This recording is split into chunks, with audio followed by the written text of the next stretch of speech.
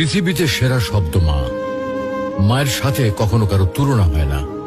পাহাড় সমান ব্যথা বুকের মধ্যে চাপা দিয়ে হাসি মুখে মা আমাকে কোলে তুলে নিয়েছেন। আমি যখন মায়ের গর্ভে আসি, প্রথম 4 ও 5 মাস আস্তে আস্তে বড় হতে থাকি। তখন মা কোনো খাবার খেতে পারত না। রাত দিন সবসময় কষ্ট পেত।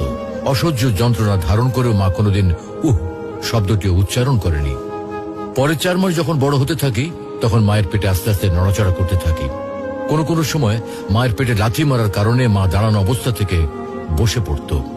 ব্যথা সহ্য করতে না পেরে বিছানায় শুয়ে এপিট করত। 10 মাস পর যখন এই পৃথিবীতে আসার সময় হয়, তখন শুরু হয় মায়ের সীমাহীন কষ্ট আর ব্যথা। একজন মানুষের নির্ধারিত আছে সে কতটুকু ব্যথা সহ্য করতে পারবে।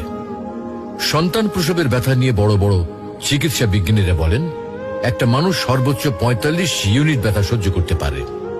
এর উপরে হলে হয়তো সে মারা যাবে, আর তা না হলে অজ্ঞান হয়ে পড়বে। যখন মা আমাকে প্রসব করে তখন তার ব্যথা হয় 60 ইউনিটের মতো, যা আমাদের দেহের 206টি হাড়ের মধ্যে 20টি হাড় একসাথে ভেঙে গেলে যে ব্যথা অনুভূত হয়। এতটুকু ব্যথা সহ্য করে মা আমাদেরকে এই পৃথিবীতে আলোর মুখ দেখান।